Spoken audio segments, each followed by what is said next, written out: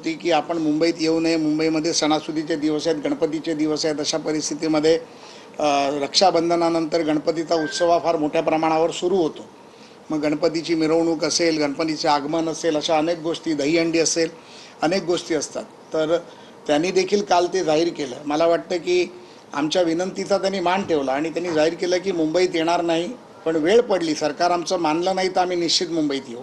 पण आता ते येत नाही आहेत. त्यामुळे कुठली सदावर्ते साहेबांनी देखील जे काही करतायत, का करतायत मला कल्पना नाही, पण निश्चित मी त्यांच्याशी बोलीन. ते माझे चांगले मित्र आहेत, त्यांच्याशी देखील मी बोलीन.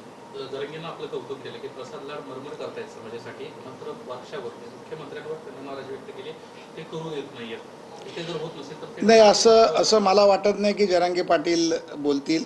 कारण त्यांना माहिती आहे की माननीय मुख्यमंत्र्यांच्या माध्यमातून मागच्या 3 महिन्यात जेवढे GR काढायला पाहिजे होते तेवढे GR आम्ही काढलेले आहेत. काही ठिकाणी तफावत राहिली आहे, काही ठिकाणी विभागामध्ये ते GR पोचू शकले नाहीत, काही ठिकाणी ते GR काढलेले ग्रामीण पातळीपर्यंत पोचू शकले नाहीत. हे निश्चितपणे आम्ही मान्य करतो. म्हणून माननीय मुख्यमंत्र्यांनी विखे पाटील साहेबांना फार स्पष्ट निर्देश दिले आहेत. अशा प्रकारे चुकीच्या पद्धतीत समाजामध्ये तेढ निर्माण करण्याचं काम करणारे कोणी अधिकारी असतील तर त्यांच्यावर निश्चित कारवाई झाली पाहिजे. त्यामुळे मनोजदादा जरांगे पाटलांकडे 100% मुख्यमंत्री त्यांच्या ज्या मागण्या आहेत त्या पूर्ण करतील. आणि माझ्या बाबतीत जे म्हटलं तर त्यांना माहिती आहे की मी जेव्हापासून या आंदोलनाच्या मध्ये मनोज जरांगे पाटील साहेबांशी चर्चा करण्याची भूमिका घेतली तेव्हापासून समाजासाठी जे काही मी केलं ते त्यांनी पाहिलं आहे, समाजाने पाहिलं आहे. त्यासाठी कदाचित त्यांचा माझ्याबद्दलचा विचार हा चांगला असू शकतो आणि चांगला विचार असणं तर मी त्याचं स्वागतच करतो.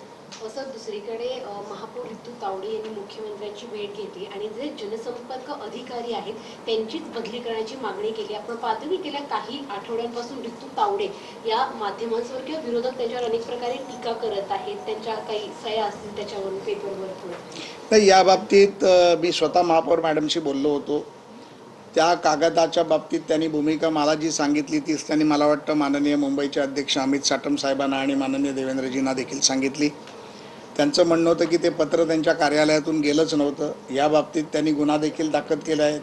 ज्या बाबतीत जनसंपर्क डिपार्टमेंटच्या माध्यमातून महापौर कार्यालयाची जी बदनामी होते ती निश्चितपणे बदनामी थांबली पाहिजे. कारण मुंबईचा महापौर ही एक व्यक्ती नसते, तर ही एक संस्था आहे आणि परंपरागत आज 150 वर्षाचा इतिहास या संस्थेला आहे.